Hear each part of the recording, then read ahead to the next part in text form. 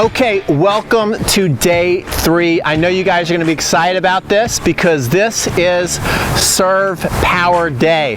And so my man Joseph, who wrote in, he says, my #1 challenge is I lack serve power. And as I was reading through everybody's responses, it was one after the next.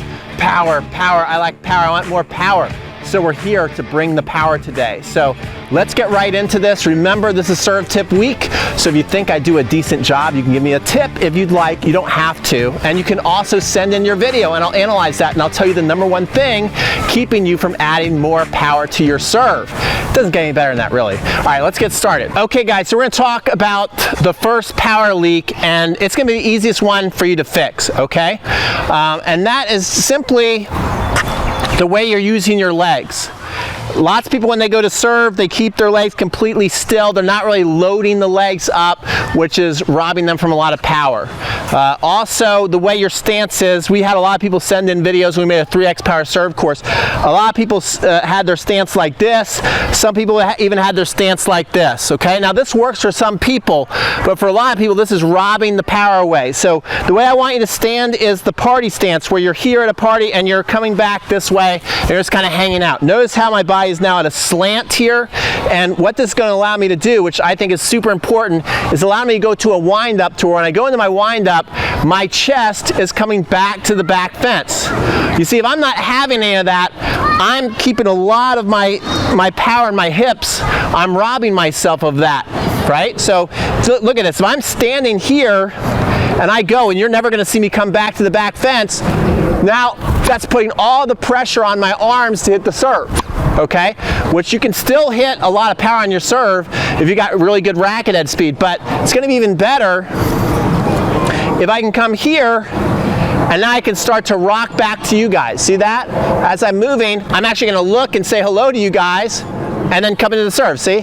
So I'm coming here, I'm going to say hi to you guys, and then I can come on out and hit the serve. That's going to get a lot more power doing it that way. So that's the first thing I want you to think about. And then also with your legs, I want you to think about like you got a stool back here and you're going to pick up something. In fact, Mark Kovacs has a video, who's great. He's got like the 8 fundamentals of the serve, or the 8 progressions of the serve, which is perfect. And he has a lot of his students come back and pick up a ball and then throw out of that. So that's the way you want to be using your legs. Is you not only do you want to bend your legs down, this is what a lot of people do wrong. They come here and they just kind of squat down. That's not a power move. You want to come back here on this leg, and then when you're coming up, you're still putting a lot of weight on your back glute, okay? So I just wanted to start with that because you want to include your legs, but really the fastest and where you get the most impact on power is making sure that you're able to create racket head speed. So the next 2 tips of serve leaks, we're going to talk about what's robbing you of racket head speed. Because if you get racket head speed going, even if you don't have great legs, you're going to hit the serve hard. So let's get into those 2 tips. So the second power leak is what we talk about a lot, and that is the pizza move, where you're coming here and you're opening up your hands and then you're forced to just flick and fling forward. It's hard to get a good snap. Why do all the coaches talk about the waiter tray or the pizza move and try and help you guys out? Because it makes you turn into a push flick kind of serve. See that? You can't really get a good snap. You know, I challenge you to go into the pizza move. This is a challenge I want you guys to try. Go into the pizza move and try and get the ball to spike down in front, close in front of you, and get the ball to bounce high. Watch this. It's very hard to do. You see how much forward that went? That almost went to the net because I'm back in the pizza move. But if I come here in the secret power switch, which we're going to talk about, watch how close I can make the ball spike and watch how high I can make the ball go. Watch this. Right in front of me, and that ball's going way, way high because I'm in a power position. So this is robbing you of a lot of power when this comes back. Okay guys, so what I want to talk about is 3 different types of serve windups or motions that are going to help you get that secret power source. And you know, lots of times people will ask, or there's even some videos out there where certain coaches will say that one way of winding your serve up or your serve rhythm is better than another way. And I look at it as like, well, if we have 3 servers who are all arguably some of the best servers of all time doing different things, then they must all be fine. It's really what you want to do, but they all have a couple commonalities that you know are non-negotiables that you have to have. So, like if you look at Sampras, what he does is he would come more past the shoelaces, right? He'd come more past the shoelaces, and so there's that rhythm. Then there's the other rhythm of coming right here, which is a little bit more like what Roger Federer does. He'll more come here and then up. And then you have Andy Roddick, who comes right up here. He basically comes right into the secret power source. So those are 3 amazing servers. So you can't say one's better than the other. The other thing too is you can look at your serve rhythm. There's 3 different types of serve rhythms, and so Sampras more has the first one, and who really exaggerates that even more than anybody else is Nick Kyrgios.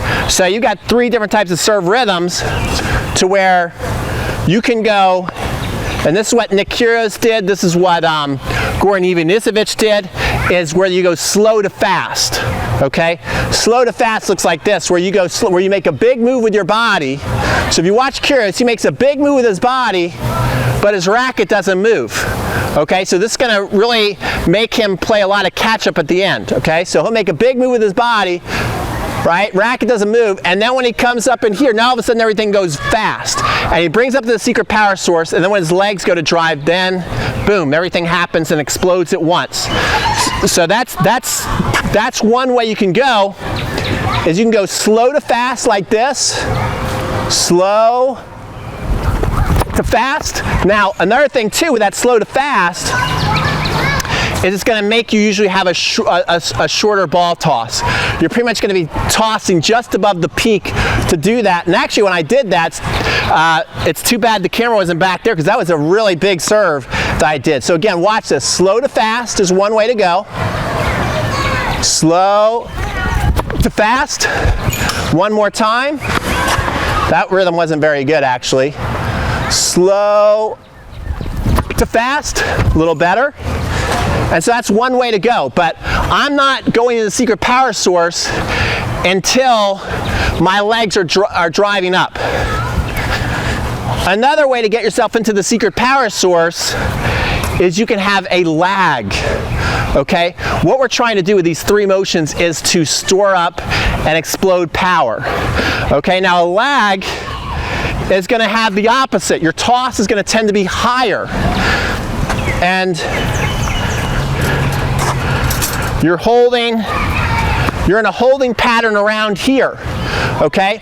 Now this is gonna make your toss go higher in general. People who have a lag and they hold it here tend to toss a lot higher and have things develop more. So it looks a little more like this, where I'm not as good at this one, where they come here,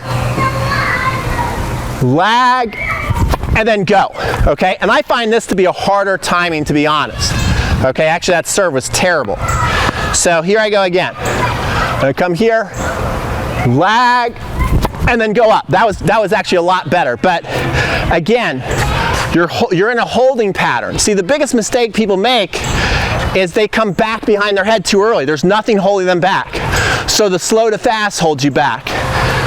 The lag holds you back. Now let me show you what I think. If you know that you cross over your head too early, whether you choose to do a slow to fast motion or a lag motion, I think everybody should start in the Andy Roddick position just to get the idea of finding the secret power source and be able to build racket head speed at the right time. So let me show you that, We're actually going to show you this from the back again. Okay guys, so I think long term, if you're like wrote in, you're like, I lack serious power, the first two moves are acceptable and you might want to do them in the long run, but I think everybody should practice this third way I'm going to do it. I think this is the easiest way to get it, and I think you're going to see big results if you work on it for a good 7 to 10 days straight. Like you do exactly what I'm telling you to do and you actually go and do it. All right, this is going to be huge for you. All right, and so what we're going to do, we're going to come up here and we're going to get it right away in the secret power source. And what you have to do is get your rhythm timing of when you're going to drop behind your head. So what I want you to start doing is I want you to start tossing and watch the ball go to the top of the peak of the toss, and when it reaches the top, I want you to say stop, and I want you to say it out loud, and I really want you to do this on your court. So watch this. When it reaches the top, stop. Stop. Stop. So what is this doing? This is doing two things. It's getting the timing of my toss, like I'm getting that rhythm of when is it going to stop. I'm also training my arm to stop and stay still. So when I'm saying stop, that also means to my other arm, like you better not move. You got to stay frozen, okay, until that reaches the top. Now, the next thing you're going to do is when it reaches the top, you're going to say go. Okay, so watch this. Go. Go. Go. So what am I going to start to do? Now when I say go, I'm going to try as best I can, and sometimes I leave the station too early too. You can probably catch some of these on video. You go in super slow motion. I might leave the station a little too early as far as when my legs are going to drive up, but I'm pretty close and I have a pretty good serve. But that's what I'm going to train myself. I'm going to say go, and when I say go, then that's going to initiate my body to do the racket drop. And what's kind of interesting is even though you're saying go, you'll see I'll probably leave slightly earlier than I say go, but it's a good drill to do, and you try and match the two up as best you can, and it's not as easy as you think it is. It's not as easy as watching the video, so you got to really practice this. Go. See that? And then we hit a big monster serve. Oh my gosh, was that big? Okay? So you just do that over and over again. This is your drill of the day, right? You're here, you get the secret power source. Look how that tip is really leaning forward. And go. Another big serve. Another big serve. If there was an opponent over there, that would have ripped right through their belly and gone still into the fence. That's how big that serve was. Okay, so this is your big drill of the day. We're just going to finish up with also talking about power and spin, because I know it's tough for people to get. So we'll be right back with that. Okay, guys. The last issue that people wrote in and said is they're like, I can now spin it, but I can't hit any power anymore. And this is something that's kind of, first of all, a natural struggle. It's something I wouldn't freak out about right away if you're in the middle of transitioning from a frying pan grip to a continental grip. You know, don't worry about this, and even watching this video, it might not be enough to just fix it right away. It's something that you have to work out over time. But what is happening? You've gone your whole life, basically, if this is you, if this is not you, you don't have to listen to this. But a lot of people who are having trouble mixing the perfect blend of spin and power, you've been trained your whole life to come at the ball this way, straight and frying pan grip it. And so you're probably able to get a fair amount of power, not a lot of control, especially when you go into a second serve. And then all of a sudden, so you're used to going this way to hit a tennis ball. Now all of a sudden when you come here to the continental grip, if you just go straight ahead and you don't make any changes, guess what's happening? You're not even hitting the tennis ball, you're actually hitting the edge of the racket. You see that? You're hitting the edge of the racket. So what you have to learn to do is you have to learn to, as people keep asking about, is pronation, which I'm going to cover pronation last thing here in this video, is you've got to come from here behind your head into pronation and hit. And basically what I want you to think about and practice, this is how you're going to find that perfect blend of spin and power. Is first I want you to go with what you're given, which is the continental grip and bringing the racket forward. And so I want you to actually swing and keep the edge going at the tennis ball and feel this and practice. This is where you're going to whiff a lot, not hit. So watch this. I'm going to come here and swing and try and hit with the edge. See, now what's happening here? I'm barely touching the ball. I'm putting all kinds of spin on the ball. It's not really going anywhere. Let me show you that from the back view so you can really see this. Okay guys, so again, watch this. I'm here swinging at the edge, okay? And this is what's going to show you how you're getting maybe too much spin and no power. You see that? Because what's happening, I'm hiding the strings too long. So what I want you to do is kind of gradually feel what that feels like and then open up the strings a little more and a little more, and what you're going to find is more power, less spin. And so you find your perfect blend. So now I'm going to try and hit a little more of the strings in the ball. You see how that has more power now, but still a lot of spin. Say I'm hooking around, that's more like my slice serve. Okay? Now, to get more power, right? If you have a continental grip and you're having trouble getting more power, what I want you to think about is I really want you to think about, remember how we talked about the thumbnail earlier in the video? Now I really want you to think about throwing that thumbnail out and more like a hammer and a nail at the ball. Okay, so I'm going to come from back here, and then I'm going to really focus on throwing that thumbnail out and away. This is pronation, and then coming through. And then I'm going to hit the ball harder that way. And if you do this, you're going to pronate. Actually, if you're able to come out of this move, the continental grip move, and hit the ball at all, you're pronating. See, too many people focus on the pronate. What you got to focus on is from here, from the edge coming up to hitting the ball, how much of the ball do you want to hit? That's going to basically give you, how much pronation do you want or how much spin do you want, okay? So too many people wrote in and said, I got to focus on pronation. Don't worry about pronation. Do not worry about it. It's going to, if you're in the continental grip and if you can hit a tennis ball, you're pronating. You don't need to worry about that. I'm more focused on how much of the ball do I want to hit. I always think of the ball as a block of cheese and this is a grater.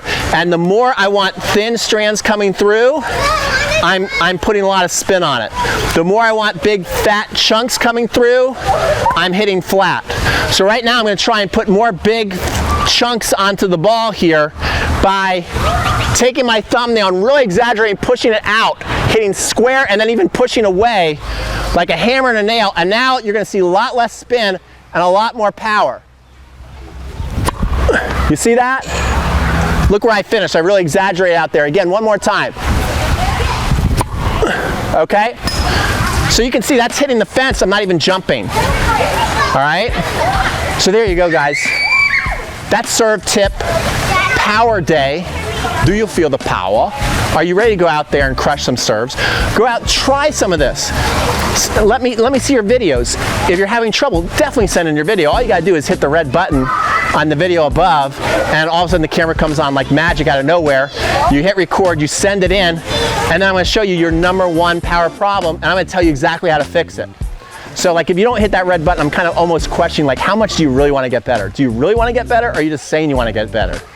And if I do a good job, tips are appreciated. We'll see you tomorrow.